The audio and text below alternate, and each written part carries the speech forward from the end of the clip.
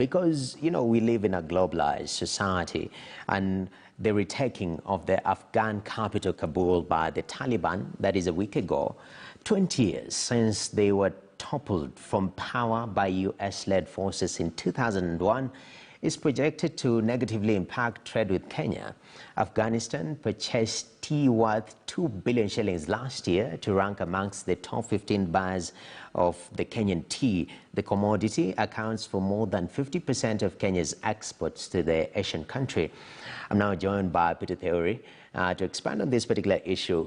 Theory, now we are, when you have the Taliban coming in, that is a change of regime.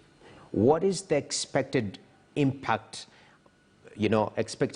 between the relations of Afghanistan as a country and the rest of the world?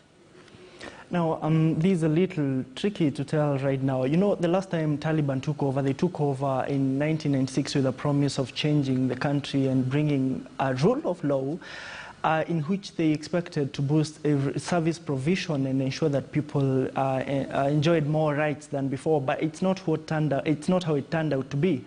And we know that the ultra-conservative stance, ultra-conservative Islamic stance that they had actually was not very well received, and they ended up ensuring that a lot of women were actually unemployed, and a lot of people did not even attend school, in such a way that it was only after 2001 when the US army led to take over that a lot of people who had actually delayed to join primary school joined, seeing an increase in enrollment from around 21% to over 100% in primary schools in education. So this time around, they take over with a similar promise and saying that they will not hurt those people who were supporting the previous government, and saying that they are going to improve service provision, and saying that they are going to, to bring back the rule of law. But I do not think a lot of people trust them.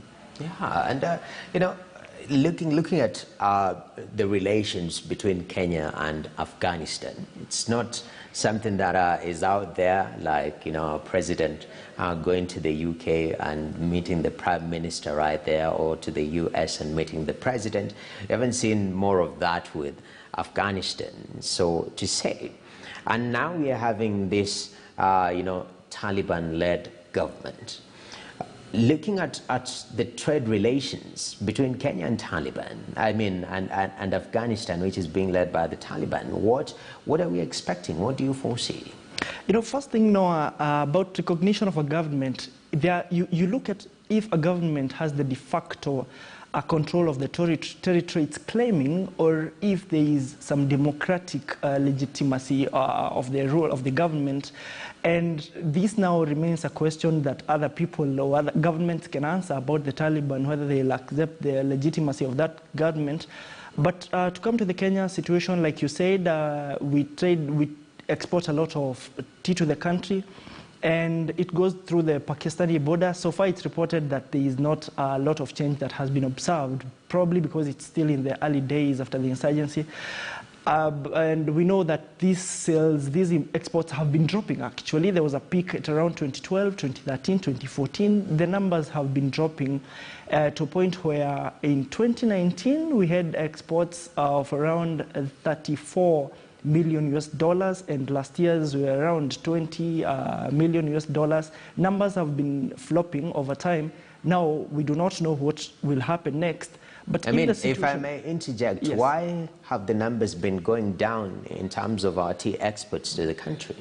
Definitely, we have had a country that, Afghanistan is a country that has not actually, this kind of situation that is happening right now looked like something that was always going to come.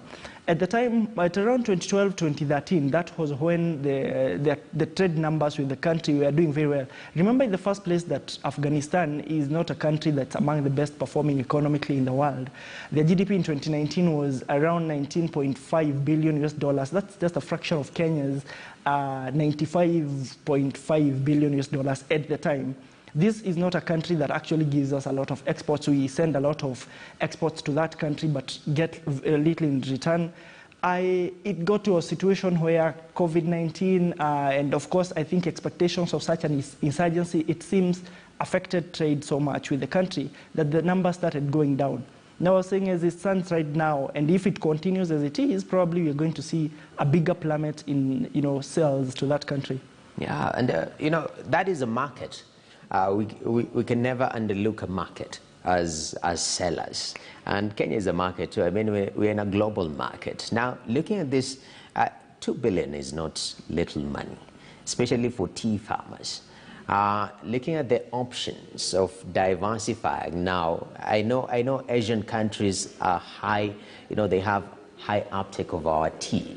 Are there potential, markets that we could focus even more as some of these markets are affected geopolitically speaking? I don't think there are many markets that we can say are geopolitically affected. I think we are now talking about Afghanistan, and you have to agree with me that there's so much that there are so many countries that will feel an impact if they were trading directly with Afghanistan and in big numbers. And this is just one situation that was always likely to happen. After the 1996 situation, they even killed the president who resigned in 1992. This time around, the president escaped. I mean, it's a place that has not even looked good for the government that was ruling. They knew if at all the US was going to withdraw their troops, then such a situation was going to happen. It was like a ticking time bomb. Okay. I'm pretty certain that everybody who's trading with a country that at any time can, fall apart or something like that, will always be looking at options to diversify, or will be looking at a case where anything can happen overnight and that trade goes down, crumbles. But as we speak as of right now, there are no changes as yet. If stability resumes,